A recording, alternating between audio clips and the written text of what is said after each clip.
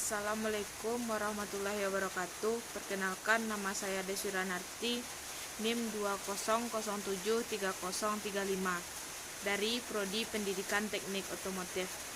Di sini saya ingin menjelaskan tentang Time Based Project 1, tugas manajemen industri. Pertama yaitu pengertian operasi proses card. Operasi proses card (OPC) merupakan suatu diagram yang menggambarkan langkah-langkah proses yang akan dialami bahan baku mengenai urutan-urutan operasi dan pemeriksaan sejak dari awal sampai menjadi produk jadi utuh maupun sebagai komponen, dan juga memuat informasi-informasi yang diperlukan untuk analisa lebih lanjut. Tujuan OPC yang pertama yaitu sebagai sarana untuk menguraikan singkat, jelas, dan sistematis tahapan-tahapan yang harus dilalui oleh masing-masing komponen benda kerja secara grafis simbolis. Yang kedua yaitu sebagai alat analisis peramalan kebutuhan mesin atau peralatan kerja dan kebutuhan bahan baku. Yang ketiga yaitu sebagai alat analisis perbaikan metode kerja dan latihan bagi tenaga kerja, dan dapat dijadikan dasar dalam penentuan tata letak pabrik. Selanjutnya yaitu manfaat OPC. Yang pertama yaitu untuk mengetahui kebutuhan mesin dan penganggarannya. Yang kedua yaitu untuk memperkirakan bahan baku. Yang ketiga yaitu salah satu alat untuk menentukan tata letak pabrik. Yang keempat yaitu salah satu alat untuk melakukan perbaikan cara kerja yang sedang berlaku. Dan yang kelima sebagai alat untuk latihan kerja. Informasi yang didapatkan pada OPC. Informasi yang didapatkan pada OPC yang pertama yaitu bahan baku dan bahan penunjang yang dibutuhkan atau dipresentasikan dengan garis panah horizontal.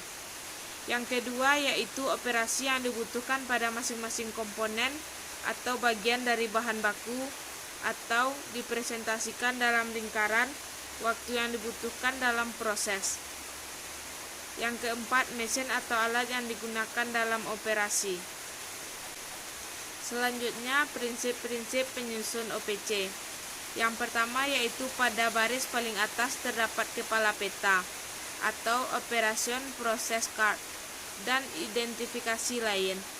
Nama objek yang dipetakan, nama pembuat peta, tanggal dipetakan, cara lama atau cara sekarang, nomor peta, dan nomor gambar. Yang kedua yaitu material yang akan diproses diletakkan di atas garis horizontal untuk menunjukkan bahwa material tersebut masuk ke dalam proses. Yang ketiga, lambang-lambang ditempatkan dalam arah vertikal yang menunjukkan terjadinya perubahan proses. Yang keempat, penomoran terhadap satu kegiatan operasi diberikan secara berurutan sesuai dengan urutan operasi dibutuhkan untuk pembuatan produk tersebut atau sesuai dengan proses yang terjadi. Yang kelima, penomoran terhadap suatu kegiatan inspeksi diberikan secara tersendiri dan prinsipnya sama dengan penomoran untuk kegiatan operasi. Yang keenam yaitu pada bagian bawah OPC dibuat ringkasan yang memuat jumlah operasi, jumlah inspeksi, serta jumlah waktu yang diperlukan. Ini gambar proyek OPC yang dibuat.